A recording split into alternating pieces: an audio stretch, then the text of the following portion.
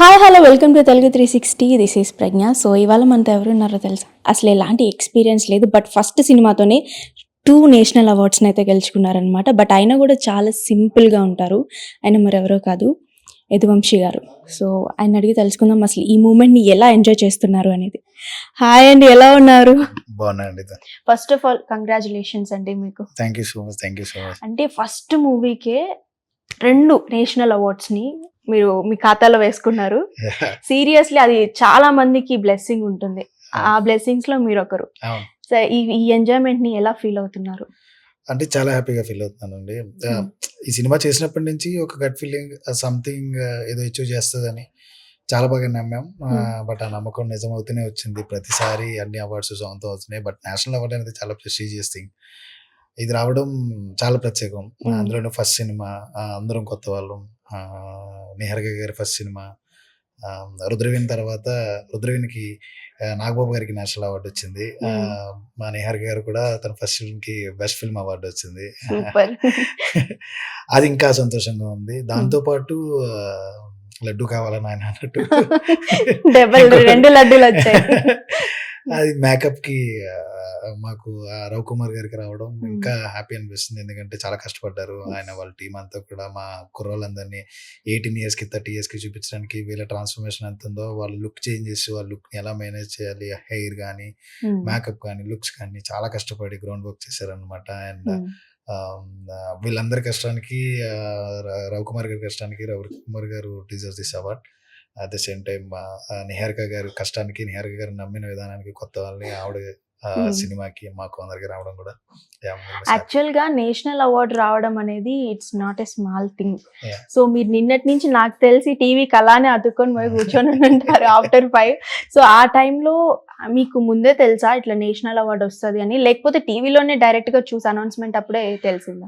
అంటే 5 అంటే ముందు చెప్పరు ఎక్కడ నేషనల్ అవార్డ్స్ వస్తున్నాయి, జస్ట్ ఒక హింట్ అనేది ఉంటది అంతే. అంటే మీడియా నుంచి నార్మల్ గా నాకు ప్రొడక్షన్ నుంచి కాల్ వచ్చింది, నేషనల్ అవార్డ్స్ అంట, let's go for the best అంటే వి బిలీవ్ సంథింగ్ ఏదో ఉండొచ్చు, లెట్స్ ఒక పని చేద్దాము, 2 కెమెరాస్ పెట్టుకుందాము, వచ్చిందంటే బయటకు వదులుదాము, రాకపోతే మన దగ్గర పెట్టుకుందాము అనుకుని, అదో గట్ ఫీలింగ్ ఉంటది కదా, అలాంటి ఫీలింగ్ తో మేము కెమెరాస్ అరేంజ్ చేసుకుని జస్ట్ వితౌట్ వాళ్ళకి రాకపోయినా వచ్చినా లెట్స్ ఈ మెమొరీ నుంచుకుందాం అనుకున్న వెర్షన్ లో మేము అలా ప్లాన్ చేసుకున్నాం. బట్ 2 అవార్డ్స్ రావడం, ఆ మూమెంట్ ని దాచుకున్నాం అనమాట. ఇంకా దాన్ని లైఫ్ లాంగ్ దాచుకోవాలని ప్లాన్ చేసుకున్న మూమెంట్ అనమాట. సో మీకు అలా మూమెంట్ క్యాప్చర్ అయిపోయింది అయితే. సో ఫస్ట్ ఆ అవార్డు వచ్చిందని తెలియగానే మీకు నిహారిక గారి దగ్గర నుంచి కాల్ వచ్చి ఉంటది కదా, పక్కనే ఉన్నారా?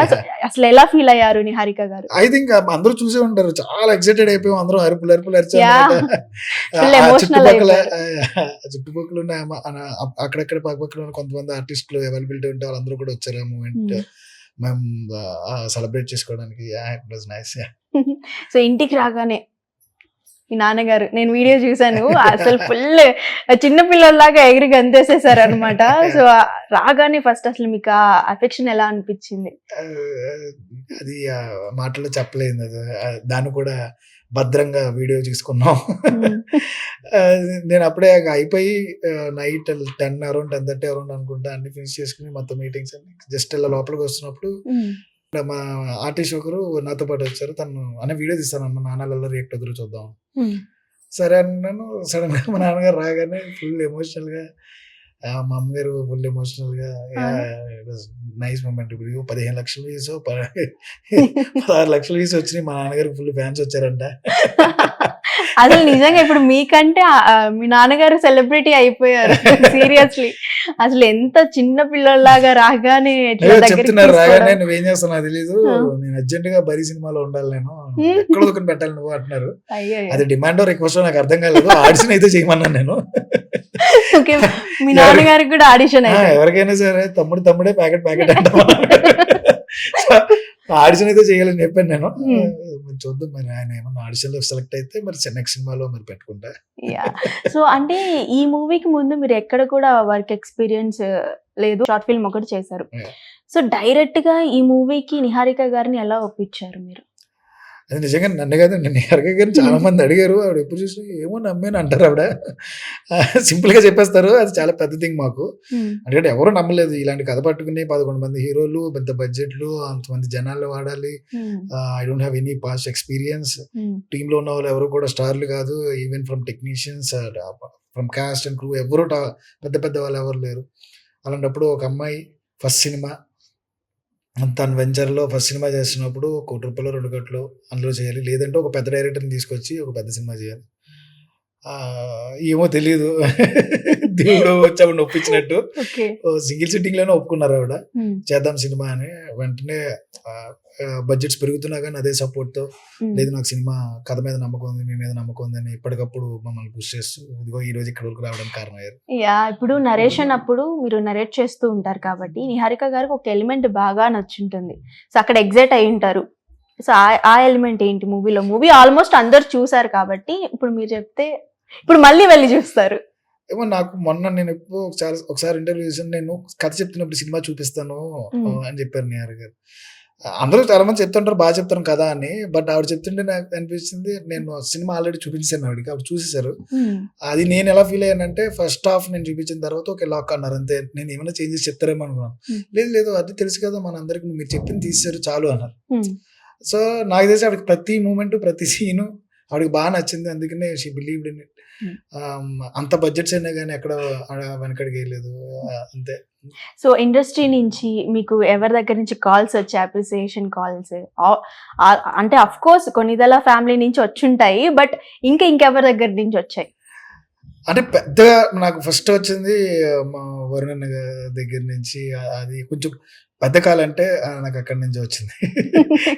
ఎందుకంటే నా ఏమన్నారు నెక్స్ట్ వరుణ్ హీరో తేజ్ గారు? ఏమన్నారు? నెక్స్ట్ నా మూవీ 'బరీ' మూవీకి కూడా నేషనల్ అవార్డ్ నాకు కావాలన్నారా? అది అలాగేం కాదు గానీ hmm. Deserve it Vamshi. Hmm. కష్టపడ్డారు. చాలా బాగా కష్టపడ్డారు. యాహ్! ఎందుకంటే సినిమా రిలీజ్ రోజున 11:00కి నాకు చేసిన ఫస్ట్ పర్సన్ వరుణ్ అన్నే.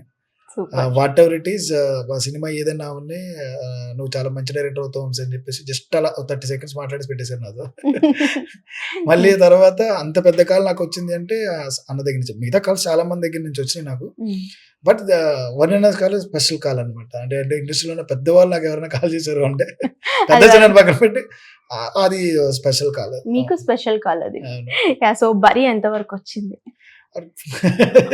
మాకెప్పుడు చూపిస్తారు వరుణ్ తేజ్ చూపించడానికి గారిని? నేను కూడా ఇంకా రంగంలోకి, నేను కూడా బరిలోకి ఇంకా దిగలేదు. Okay. Soon from October I think everyone is in బరి. యాహ్! ఆల్ ది బెస్ట్ అండి. మీకు థాంక్స్. ఇంకా మంచి మంచి మూవీస్ ఇలానే తీసి మా అందరిని ఎంగేజ్ చేయాలని అయితే అనుకుంటున్నాం. అండ్ నేను మీకు 'బరీ'లో అప్‌కమింగ్ ఇంకొక యాక్టర్ వస్తున్నారు కాబట్టి మీ ఫ్యామిలీ నుంచి. సో, నేను ఆయన దగ్గర నుంచి కూడా నేను వీడియో బయటైతే తీసుకోవాలనుకుంటున్నా. డెఫినెట్లీ. జాగ్రత్త, మా నాన్నగారు చాలా బాగా మాట్లాడతారు. Done. Thank you so much. Thanks for thank you so coming. Much and all the best. Done.